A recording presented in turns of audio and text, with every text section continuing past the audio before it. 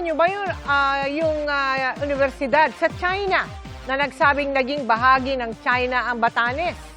Ayon sa isang think tank, lumabas na nagsasanay rin ito ng mga guro na nagtuturo sa ilang Chinese-Filipino school dito sa Pilipinas. Nakatutok si JP Soriano.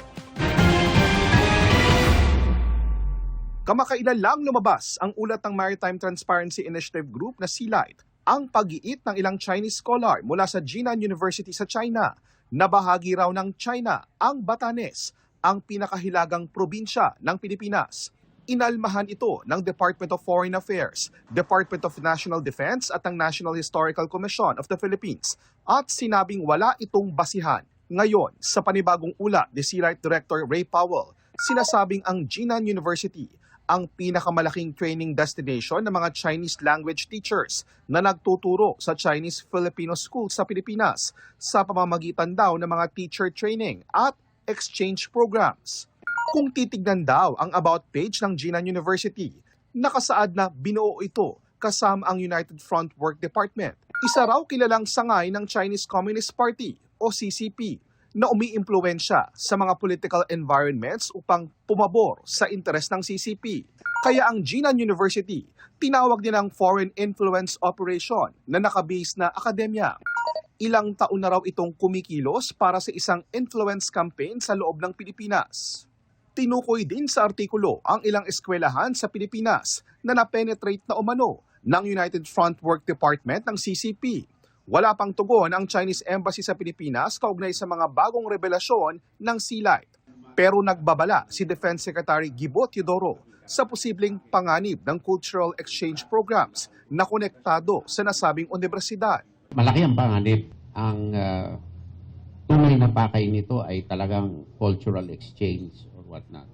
Pero itong pinakamalaking ebidensya na ma-exchange na ito ay bunga din ng siyang institusyon naglalabas ng fake news. At ito ay state-owned and controlled academic institution, yung university na yan. Noong Marso, ibinunyag din ng SeaLight na ginagamit ng China ang ilang Chinese educational institutions at Chinese media dito sa Pilipinas para umano sa pagpapakalat ng propaganda.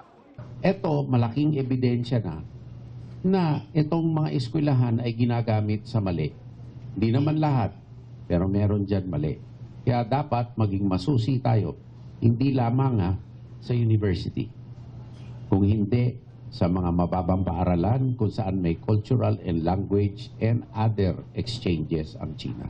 Bagamat di sila tinukoy sa artikulo ng SeaLight ang Philippine-China Studies Center sa Quezon City, kasama sa mga academic institutions sa Pilipinas na lumahok sa educational exchange program ng China. Ayon sa direktor nito na si Professor Romel Banlawi, bagamat hindi mali na iugnay ang ilang Chinese university sa United Front Work Department ng China, hindi dapat agad ipagpalagay na may masamang layunin ang lahat ng academic partnerships. Mahalaga raw suriin ang bawat ugnayan batay sa ebidensya at tamang konteksto sa halip na magbigay ng pangkalahatang konklusyon dahil maaari umanong masira ang mga oportunidad para sa lehitimong academic exchanges at mas malalim na pag-unawa sa China. Nilinaw naman ni Teodoro na hindi lahat ng paaralan ay gumagawa ng mali, pero dapat aniyang bantayang mabuti kung ginagamit ang ilang programa para sa maling layunin. Hindi ko sinasabing huwag tayong makitungo. Sinasabi ko lang, pag nakitungo tayo, dapat alam natin na baka may masamang pakay. JP Soriano, nakatutok 24 oras.